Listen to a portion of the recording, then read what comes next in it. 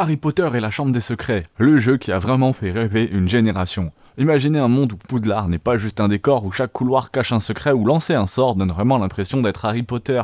En 2002, pendant que certains découvraient la PS2 ou la Xbox, un jeu Harry Potter sortait sur PC à l'époque et a fait un truc que personne n'attendait. C'était pas juste un jeu à licence. Harry Potter et la Chambre des Secrets, un jeu que j'ai beaucoup adoré quand j'étais enfant, mais que personne n'a vraiment analysé à sa juste valeur.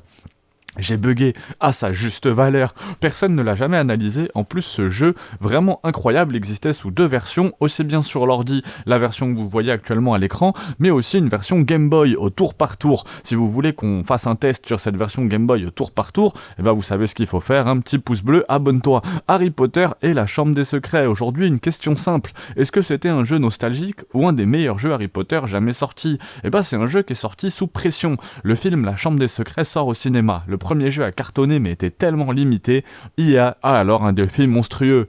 Sortir un jeu rapidement, satisfaire les fans et surtout ne pas faire un jeu pour gosses. Résultat, un jeu développé complètement différemment selon les plateformes. Et aujourd'hui, la version PC, PS2, GameCube n'a rien à voir avec la version PS1 ou la version Game Boy Advance. On parle de la version culte, la version PC que moi j'avais. Et je vous dis, sur Game Boy Advance, c'était un jeu au tour par tour et franchement, c'était quand même super bien fait les combats. Aujourd'hui, on parle de la version culte.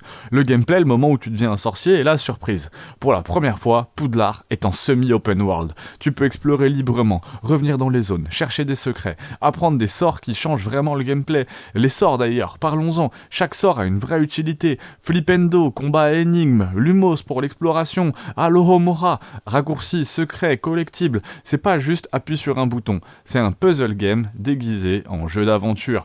Et ça marche. Poudlard, le vrai personnage principal, soyons honnêtes. Poudlard, c'est la star du jeu. Passage secret, tableau qui parle, salle cachée, raccourci intelligent, ambiance sonore magique.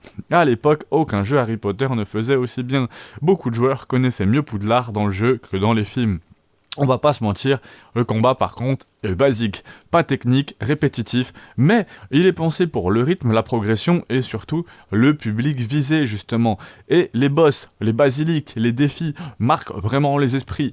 L'histoire est plus fidèle que le film. Le jeu suit l'histoire du film, mais prend le temps de la développer un peu. Plus de dialogue, plus de scènes à Poudlard, plus d'interactions. Certains passages sont même mieux expliqués que dans le film. Et au final, tendu, mémorable, stressant, quand t'as 10 ans. Comparaison, pourquoi est-ce qu'il vous a tous marqué autant?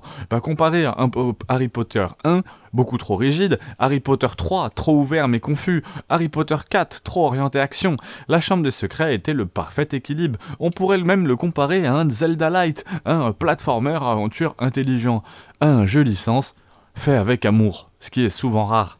Pourquoi est-ce qu'on s'en souvient encore? Parce que le jeu respectait justement tout. L'univers, il faisait confiance aux joueurs, il nous prenait pas pour un idiot, et surtout, ça te donnait l'impression d'être à Poudlard.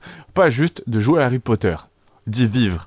Après, il y avait quelques défauts, objectivement, soyons honnêtes. La caméra souvent capricieuse, les combats répétitifs, techniquement très datés aujourd'hui, mais pour 2002, pour un jeu sur licence, c'était bien au-dessus de la moyenne.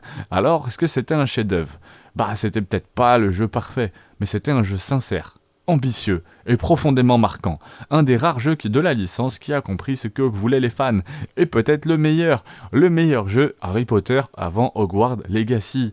Dis-moi en commentaire si tu y as joué, sur PC, sur PS2, sur Xbox, et surtout, est-ce que toi aussi, cette version de Poudlard t'a marqué un vie? On est à plus de 1000 tests de jeux différents sur cette chaîne, abonne-toi pouce bleu, et mets en commentaire le prochain jeu que tu veux voir.